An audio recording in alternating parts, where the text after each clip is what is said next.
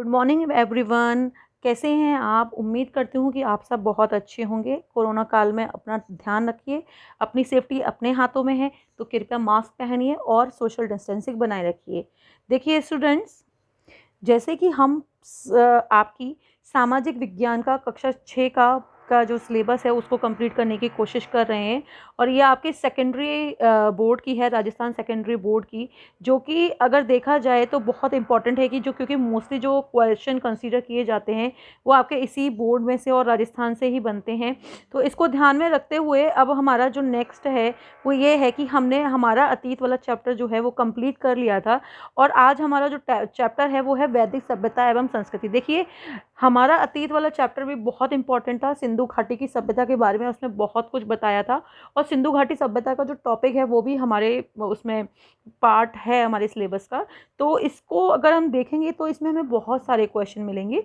मैं आपको जल्दी ही आपके लिए एक एमसीक्यू सीरीज लेकर आ रही हूँ, जिसमें हम हमारी सिंधु घाटी सभ्यता से रिलेटेड क्वेश्चन को सॉल्व करेंगे। उसमें आपने जितना हमने इस चैप्टर में जितना पढ़ा है उससे भी ज़्यादा हमें एक्स्ट्रा क्वेश्चन मिलेंगे। ऐसा नहीं है कि सिंधु घाटी के बारे में सिर्फ इसी में ही है, आप 7th और 8th और 9th और 10th की बुक जब हम कंसीडर करेंगे तो उसमें भी हमको सिंधु घाटी सभ्यता के बारे में बहुत कुछ देखने को मिलेगा। लेकिन अभी हम क्लास 6 के बारे में डिस्कशन कर रहे हैं, तो आज हम वैदिक सभ्यता को एवं संस्कृति वाले चैप्टर को पढ़ेंगे। ये भी आपके एग्जाम के पॉइंट ऑफ व्यू से इसमें से भी आपके बहुत सारे क्वेश्चन बनते हैं। तो चलिए स्टार्ट करते हैं। वैदिक सभ्यता एवं संस्कृति ये आपकी क्लास 6 का 17 चैप्टर है और हमारे हिस्ट्री का 2nd चैप्टर। देखिए, जो वैदिक सभ्यता एवं संस्कृति है उसका टाइम जो है वो 1500 ईसा पूर्व से लेके 600 ईसा पूर्व तक के बीच का माना जाता है। 1500 से ईसा पूर्व से लेकर 600 ईसा पूर्व तक का समय माना जाता है।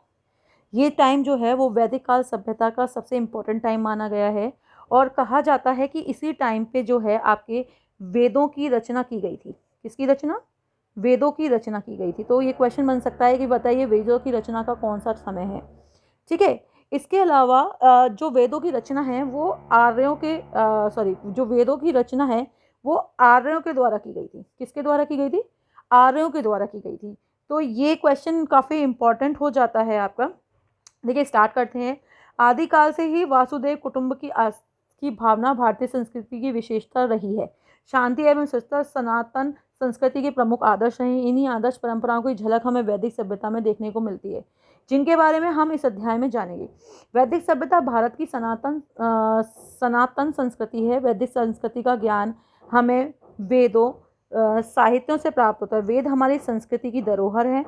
इंपॉर्टेंट लाइन है। वेदों के उस समय में लोगों के रहन सहन और जीवन, समाज व्यवस्था, परिवार आदि के का उल्लेख मिलता है।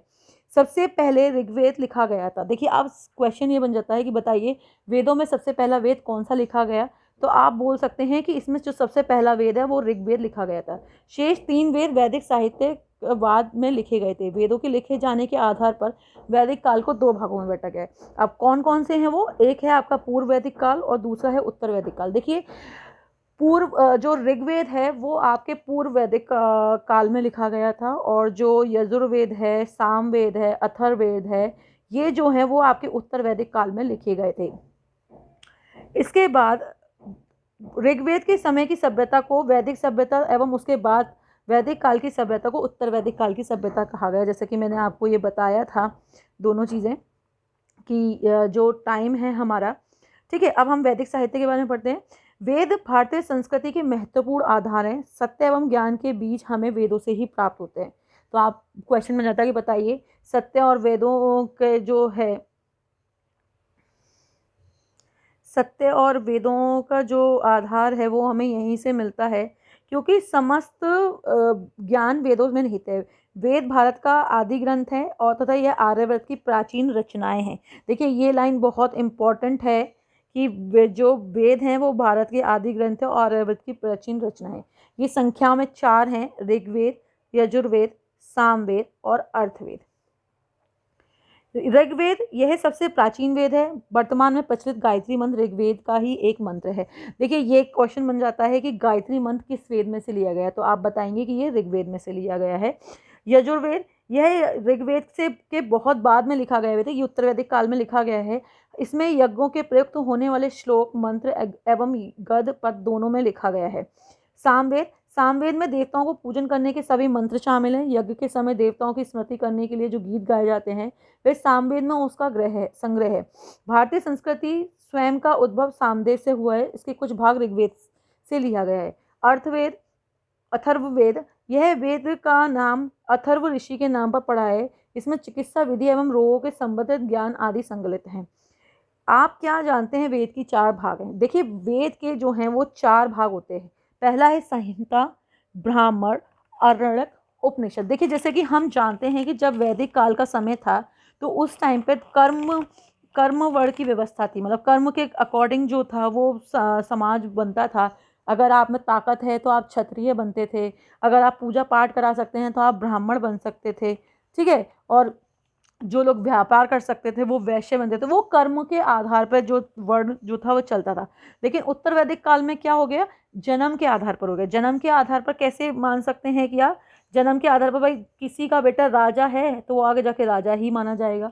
अगर कोई वैश्य है तो वो जो है वैश्य वर्ण के हिसाब से, जिसे व्यवस्था कहते हैं, यानी कि जन्म के हिसाब से, यानी कि जो जहाँ जैसे पैदा हुआ है उसी के जन्म के आधार पर जो है वो ये माना जाएगा। देखिए, इसमें जो है हम संहिता, ब्राह्मण, आरण्यक और उपनिषद के बारे में बात कर रहे थे। तो ये जो हैं संहिता और ब्राह्मण है वो कर्म कांड है, यानी कि कैसे कर्म करके हमें जीवन में सफलता मिलती है। और जो आरण्यक है वो वनों में बैठकर लिखे जाने जाने वाला माना जाता है, मतलब जिन लोगों ने वनों में बैठकर इसको लिखा है उसे हम आरण्यक के अंदर शामिल करते हैं। और उपनिषद, इसमें देखिए 3 है वर्ड, उप प्लस नी प्लस शद। तो इसका मतलब ये होता है कि गुरु के पास, गुरु के निकट बैठकर पूरे आदर भावना के साथ ज्ञान को ग्रहण करना, तो ये हमारे उपनिषद कहलाते हैं, ठीक है। देखिए, इन सब का अपना बहुत इम्पोर्टेंस है इसका। तो इन सब के बारे में आपको थोड़ा पता होना चाहिए। जैसे संहिता और ब्राह्मण है वो कर्म कांड के बारे में बताते हैं। आरण्यक है जो वनों में बैठकर वेद लिखे गए हैं। उपनिषद, उपनिषद का मतलब होता है कि आप गुरु के निकट बैठ के जो ज्ञान प्राप्त कर रहे हैं, ठीक है। वैदिक कालीन एवं धर्म एवं दर्शन, संपूर्ण भारतीय जीवन दर्शन एवं साहित्य का आधार धर्म ही रहा है। भारतीय संस्कृति में परम प्राण धर्म में ही विद्यमान है। धर्म के अंतर्गत सत्य बोलना, चोरी न करना, कर्म व वचन से पवित्रता का पालन करना, काम क्रोध को नियंत्रण, इंद्रियों का नियंत्रण, दान धर्म करना आदि बातें शामिल हैं। वैदिक धर्म व दर्शन केवल भारतीयों को दृष्टि में रखकर ही अपना स्वरूप प्रकट नहीं करता, बल्कि वह मानव को विश्व मानव बनाने की योग्यता रखता है। यह दुनिया में प्रत्येक व्यक्ति के लिए उपयोगी है। गतिविधि, इसमें गुरु जी गतिविधि इंद्रप्रस्थ, पाटलिपुत्र, माथिला एवं कौशल, ठीक है। ये आपके फेमस प्लेस हैं, मतलब इसके ये इंपॉर्टेंट प्लेस हैं जहाँ जिस टाइम पे वेदों के पॉइंट ऑफ व्यू से। तो इनके बारे में हम नीचे देखेंगे। जब हम वैदिक सभ्यता में संस्कृति की प्रमुख विशेषताओं पर चर्चा करेंगे। वैदिक कालीन सामाजिक जीवन, अब समाज के बारे में, मतलब उस टाइम पे क्या स्टेटस था लोगों का, उस टाइम पे समाज क्या फॉलो करता था, समाज के लोग कैसे रहते थे, स्त्रियों की क्या स्थिति थी, उन सब के बारे में बताया है।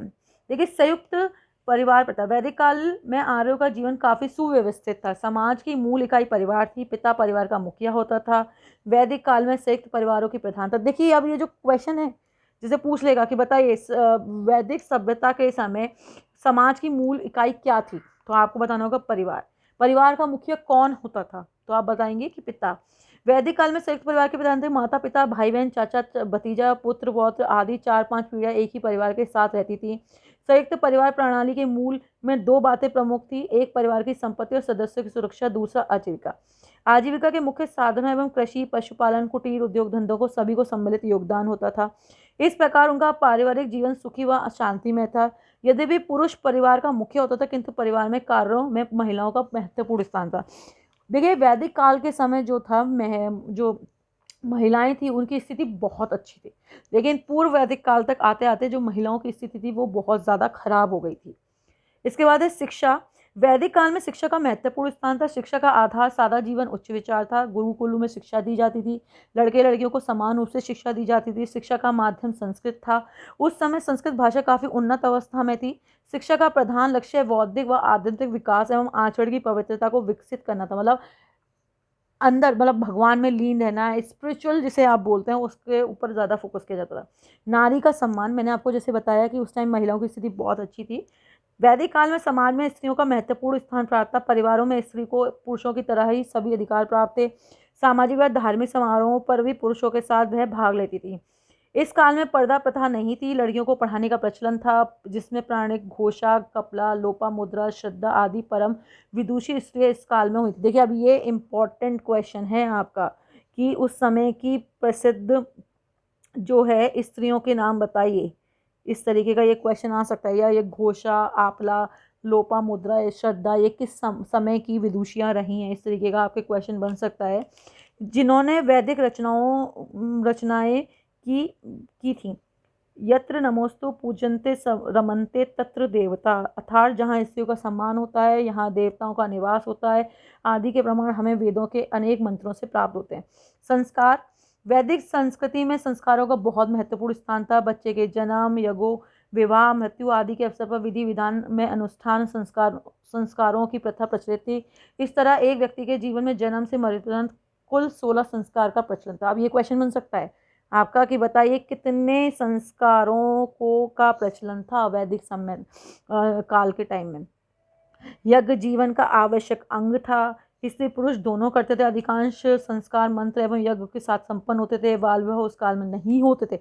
अब ये क्वेश्चन बन जाएगा कि बताइए बाल विवाह किस समय में नहीं होते थे, वैदिक काल में, उत्तर वैदिक काल में, पूर्व वैदिक काल में, इस तरीके से क्वेश्चन पूछ लिया जाता है आपसे। ठीक है। वासुदेव कुटुंबकम, वासुदेव कुटुंब का अर्थ है संपूर्ण पृथ्वी के प्राणी मात्र में एक ही परिवार को हिस्सा होने की उदार भावना। वैदिक काल में प्रत्येक व्यक्ति इस भावना का कब से व्यवहार करता था कि सर्वे भवन्तु सुखीन जैसे अनेक मंत्र वैदिक साहित्य के पढ़ने को मिलते हैं। उस समय लोग अपने अनुरूप व्यवहार भी करते थे। मानव ही नहीं बल्कि उस धरती के प्राणी मात्र के प्रति दया भाव रखना यहाँ के सामान्य जन की विशेषता रही है। जैसे गायों को बहुत पूजनीय माना जाता था उस टाइम। ठीक है। आश्रम व्यवस्था, हमारा संपूर्ण जीवन व्यक्ति भाव के ऊपर उठकर समाज के भाव को प्राप्त करने के लिए प्रयत्नशील रहा है।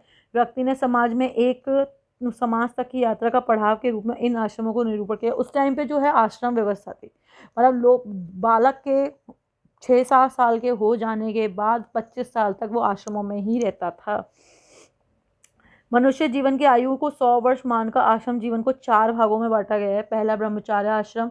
ब्रह्मचार्य आश्रम मनुष्य के जीवन का पहला भाग माना गया है। इसमें यज्ञोपवीत संस्कार 25 वर्ष की आयु तक व्यक्ति अविवाहित रहते हुए गुरुकुल में रहकर विद्या अध्ययन करता था। जैसे बताया आपको, ब्रह्मचार्य आश्रम जो माना गया है उसमें मतलब कोई विवाह वगैरह नहीं था, वो गुरु की सेवा में रहते थे हर वक्त। ब्रह्मचार्य आश्रम में जो कुछ सीखता था उसको वह अपने परिवार व्यवहार में उतारने का कार्य गृहस्थ आश्रम में करता था। अब गृहस्थ आश्रम क्या है? आफ्टर मैरिज, ठीक है, शादी विवाह। गृहस्थ आश्रम की आयु 25 से 50 वर्ष तक मानी गई है। गृहस्थ पर संपूर्ण समाज का दायित्व होता था। विवाह एक आश्रम का मुख्य संस्कार है। इस आश्रम अन्य सभी आश्रमों का पोषक है। ब्रह्मचारी, वनप्रस्थी एवं सन्यासी का पोषण तो गृहस्थ में ही करते थे। ब्रानप्रस्थ आश्रम, ब्रानप्रस्थ की आयु 50 से 75 वर्ष तक की मानी गई। जैसा कि शब्द से प्रतीत होता है, वो वनों में जाकर रहते थे। ठीक है। परिवार के दायित्व से मुक्त होकर अपना जीवन गांव के निकट जंगल में बिताता था। गृहस्थ आश्रम में रहकर जो अनुभव प्राप्त कर उसे समाज में बांटता था। गृहस्थ आश्रम में वह अपने परिवार के कल्याण के लिए सोचता था, किंतु वहाँ के संपूर्ण समाज के कल्याण के लिए सोचता था। इस तरीके से फिर है आपका संन्यास आश्रम, मतलब बिल्कुल ही दुनिया से अलग होना। संन्यास आश्रम मनुष्य की आयु का 75 से 100 वर्ष का माना गया है। वानप्रस्थ आश्रम तक की यात्रा में जब मनुष्य ज्ञान कर्म की शिक्षा को पूर्ण रूप से प्राप्त करता था तब तक उपदेश देने के योग्य हो जाता था। उपदेशक निस्वार्थी होता था। इस काल में व्यक्ति अपना संपूर्ण भाग उस परम पिता परमात्मा को सौंप कर समाज को ही अपना आराध्य मानकर जीवन के शेष 25 वर्ष समाज की सेवा के लिए समर्पित करता था। इस आश्रम में व्यक्ति एक जगह नहीं रहता था बल्कि अलग अलग स्थानों पर विचरण करता रहता था। अब ये क्वेश्चन बन जाता है कि बताइए किस आश्रम के समय में, वैदिक काल के समय में मनुष्य जो है इधर से उधर भ्रमण करता रहता था, तो आप बताइए। अब वर्ण व्यवस्था, वर्ण व्यवस्था का प्रारंभिक स्वरूप बहुत अच्छा था। यह कर्म और श्रम के सिद्धांत पर आधारित है। मैंने आपको स्टार्टिंग में बताया था कि उत्तर वैदिक काल के टाइम में जो है वर्ण व्यवस्था कर्म और श्रम के सिद्धांत पर बेस्ड थी। ठीक है। जन्म से उनका कोई संबंध, कर्म में कोई भी व्यक्ति ब्राह्मण, क्षत्रिय, वैश्य एवं शूद्र हो सकता था। वर्ण व्यवस्था व्यवसाय से जुड़ी होती थी। वर्ण विभाजन जन्मजात नहीं था। आवश्यकता अनुसार कोई भी व्यक्ति अपना व्यवसाय बदल सकता था। इसके साथ ही उसका वर्ण भी बदल जाता था। इन वर्णों मैं अपने खान पिन पान वैदिक संबंध देखिए, आपने ये रामायण वगैरह देखी होगी, उसमें देखा था ना कि कोई व्यापारी है, उसका एकदम से मन विचलित हो गया, वो साधु बन गया, इस तरीके से। तो मतलब कुछ भी उस टाइम पे ये नहीं था, जन्मजात नहीं था, कर्म बेस्ड था। जैसा आपका अलाउड करेगी, मतलब जैसा आपका शरीर का है, जैसे अगर ताकत है तो वो क्षत्रिय बन जाएगा, सैनिक बन गया, इस तरीके से। अगर उसको लगता है उसमें ज्ञान वगैरह ज़्यादा है तो पंडित बन जाता था, ब्राह्मण बन जाता, तो इस तरीके से। वैदिक कालीन राजनीतिक जीवन, आर्यों के राजनीतिक जीवन का मूल आधार जो था वो कुटुंब था। कई कुटुंबों को मिलाकर एक गांव बनता था। गांव के अधिकार को ग्रामीण कहते। देखिए अब ये जो क्वेश्चन है आपके, ये आपके इम्पोर्टेंट हैं कि आर्यों के राजनीतिक जीवन का मूल आधार कौन था? कुटुंब था, है ना। और ग्राम के अधिकार को क्या कहते थे? ग्रामणी कहते थे। कई समूह को मिलने पर विश्व नामक इकाई बनाई जाती थी, जिसका अधिकार विश्वपति कहलाता था। कई विषयों के समूह को जन नामक इकाई मानती थी, जिनके अधिकार को शासक एवं राजन कहा जाता था। जनों को राजनीतिक संगठन प्राय एक जैसा नहीं था। ये पूरा जो पैराग्राफ है ये इंपॉर्टेंट है, इसमें आपके 4 या 5 क्वेश्चन हैं। राजन व उसके राजन स्वयं का सर्वोच्च अधिकारी था, राज्य का अधिकारी था। सामान्यतः राजा की मृत्यु के बाद उसका पुत्र शासक बनता था, उसके पद पैतृक पैतृक थी, परंतु कभी कभी जनता नए राजा का निर्वाचन भी कर सकती थी, जबकि पूर्व वैदिक काल में ये नहीं था। राज्य की समस्त शक्तियां उसके हाथों में केंद्रित थी। वह राज्य के कर्मचारियों तथा अधिकारियों को नियुक्त करता था, उन्हें पदोन्नत व प्रच्युत भी करता था। उसका निर्णय अंतिम समझा जाता था, किंतु वह मनमानी नहीं कर सकता था। अपने मंत्रिपरिषद के विचार विमर्श करने के बाद अपनी नीति निर्धारण कर सकता था।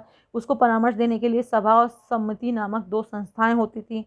समिति जनता के सदस्यों का संगठन कर, जबकि केवल मुख्य पदाधिकारी एवं विद्वानों की बैठक थी। अब ये 2 क्वेश्चन फिर हो गए आपके दोबारा से कि नीति निर्धारण कर सकता था, उसको परामर्श देने के लिए इसके लिए सभा और समिति नामक 2 संस्थाएं थी। समिति जनता के सदस्यों का संगठन था, जबकि मुख्य पदाधिकारी एवं विद्वानों की ही बैठक थी। सभा और समिति का काफी प्रशासनिक अधिकार प्राप्त थे। वे राजा को प्रदूषित एवं निर्वाचित कर सकती थी। वे राजा को शासन कार्य चलाने में सहायता देती थी, उसकी शक्तियों को अंकुश लगाती थी। शक्तिशाली राजा को इन संस्थाओं के निर्माण की अवहेलना करने के साहस नहीं कर सकता था। अब वैदकालीन आर्थिक जीवन कैसा था, मतलब उसका फाइनेंशियल स्टेटस कैसा था? आर्यों का आर्थिक जीवन काफी उन्नत था। उस समय लोगों का आजीविका का मुख्य साधन क्या था? कृषि, पशुपालन एवं व्यापार आदि। कृषि, आर्यों का मुख्य व्यवसाय कृषि था। वे जौ, गेहूं, चावल आदि फसलें पैदा करते थे। अब एक क्वेश्चन बन सकता है, इस समय कृषि वर्षा पर आधारित थी। वर्षा के उत्पव कुएं, नहरें भी जल सिंचाई के साधन थे। खेती का काम हल व बैल से किया जाता था। अच्छी फसल के लिए खाद का प्रयोग किया जाता था। प्रत्येक गांव में 2 प्रकार की भूमि होती थी। प्रथम उर्वरा, दूसरे खिल्ले। खिल्ले में मतलब जिसमें आपकी पैदावार नहीं होती थी। उर्वरा भूमि पर फसल पैदा हो सकती थी। ऐसी भूमि पर किसी न किसी व्यक्ति का अधिकार होता था। खिल्ले भूमि उसे कहते थे जो बंजर होती थी। ऐसी भूमि पर समस्त गांव का अधिकार होता था। वहां पर ग्रामीण अपने पशु चराते थे। पशुपालन, आर्य को दूसरा मुख्य व्यवसाय क्या था? पशुपालन था। उस समय आर्य लोग गाय, भैंस, भेड़, बकरी और घोड़ा पशुओं का पालन करते। अब ये इंपॉर्टेंट क्वेश्चन हो गया कि क्या क्या करते थे। देखिए अब इसमें जो है ऊँट वूट के बारे में नहीं बताया हुआ है। गाय को उनके जीवन का विशेष महत्व माना गया। शिल्प, आर्यों के शिल्पकला में भी बहुत उन्नति की थी। वे कपड़ा अच्छा बुनते थे और चमड़ा और रोगने रंगने एवं आभूषण बनाने की कला में भी दक्ष थे। पढ़ाई, लोग हल, बैलगाड़ियां, तख्त, चारपाई, नौकाएं आदि बनाने में काफी निपुण थे। कुछ लोग लोहार, सुनार, कुम्हार का कार्य भी करते थे। उस समय वैद्य भी थे जो कि चिकित्सा का कार्य करते थे। इन लोगों के धंधे के संबंध में विशेष बात यह थी कि किसी भी शिल्प को हीन नहीं समझाता था। शिल्पकार समाज के आदरणीय थे। व्यापार, आर्य लोग व्यापार भी करते थे। व्यापारी वर्ग को पाड़ी कहा जाता। अब ये क्वेश्चन आपका जो है इम्पोर्टेंट है कि व्यापारी वर्गों को उस समय क्या कहा जाता था? क्या कहेंगे? पाड़ी। विदेशी व्यापार जल स्थल दोनों मार्गों से होता था। व्यापार के लिए वस्तु विनिमय का प्रयोग होता था। ऋग्वेद के अध्ययन में पता चलता है कि उन दिनों निष्क नामक सिक्का भी प्रचलित। अब निष्क क्या हो गया आपका? सिक्का। पाणी क्या हो गया? जो लोग व्यापार करते थे। स्वर संबंधी निर्मित इन सिक्कों का प्रयोग मुद्रा के रूप में किया जाता था। उस समय वस्तुएं ऊँटों, चक्रों, घोड़ों के द्वारा एक स्थान से दूसरे स्थान पर लाई जाती थी। देखिए उस टाइम पर ट्रांसपोर्ट तो था नहीं, तो इसी तरीके से सामान को इधर से या उधर ले आया जाता था। अब ये वाला जो सेक्शन है आपका, ये काफ़ी इम्पॉर्टेंट है। ये वाला जो पार्ट है, इसमें आपके सीधे सीधे क्वेश्चन बन जाते हैं कि बताइए प्राचीन नदियों के नाम क्या थे वैदिक काल में। तो जैसे कुंभा का काबुल हो गया, कुमुदा का पुरुम हो गया, गोमती को गोमल कहा जाता था, सुवस्तु को स्वात कहा जाता था, सिंधु को सिंध कहा जाता था, विस्ता को झेलम कहा जाता है। ये विस्ता बहुत पूछा जाता है। अशकनी को क्या चिनावा कहा जाता था, ये भी बहुत इंपॉर्टेंट क्वेश्चन बनता है इसमें से। बिपाशा मतलब व्यास, और ये आपका जो है दुष्वती जो है आपका सरस्वती। ये 4-5 जो नदियां हैं ये बहुत इंपॉर्टेंट, जैसे ये दुष्वती हो गया, बिपाशा हो गया, ये पुराणी भी, अश्विनी, विस्ता, सिंधु, ये गोमती हो गया, एक कुमदा हो गया। ये 4-5 जो हैं ये बहुत नदियां पूछी जाती हैं आपकी। ठीक है, तो ये हमारा आज सेकंड चैप्टर हो गया हिस्ट्री का। और इसमें देखिए एक क्वेश्चन है, पहाड़ी एवं निष्क का क्या अर्थ है। आप इसका मुझे लिखकर कमेंट में बताएंगे कि पहाड़ी और निष्क का क्या मतलब होता है। मैंने आपको अभी अभी समझाया था। इसके अलावा आपके सरस्वती नदी का प्राचीन नाम क्या है बताइए। अभी अभी हम लोगों ने डिस्कशन किया है, क्या नाम था इसका? जो नाम था वो था द्वष्टती। ठीक है, वैदकालीन 2 राजनीतिक संस्थाओं के नाम बताइए, कौन कौन सी थी? समिति और जन सभा, और समिति जो थे 2 थे, है ना। वैदिक काल में परिवार प्रथा कैसी थी? कुटुंब वाली, जो मिलकर रहने वाली थी। इसके बाद है वेदों के नाम बताइए, इसमें सबसे प्राचीन वेद कौन सा है? 4 वेद हैं आपके, ऋग्वेद, सामवेद, यजुर्वेद, अथर्ववेद। और सबसे वेद पुराना कौन सा है? आपका ऋग्वेद है। तो आप मुझे ये वाला क्वेश्चन जो है इसके कमेंट करके बताएंगे कि इन दोनों का क्या अर्थ है, और वेद के भाग कौन कौन से। ये 2 क्वेश्चन हैं जिनका मैं आंसर आप लोगों से जानना चाहूँगी। तो आज हम अपनी वीडियो यहीं समाप्त करते हैं। उम्मीद करती हूँ कि आपको ये पसंद आई होगी। जिस तरीके से मैं आपको अपना पैशन दिखा रही हूँ आपको पढ़ाने के लिए, वैसे ही आप पढ़ते रहिए पैशन के साथ। और अगर आपको लगता है हमारा चैनल आप लोगों के लिए यूज़फुल है तो प्लीज़ इसे लाइक एंड सब्सक्राइब करिए। आज के लिए इतना ही। Thank you.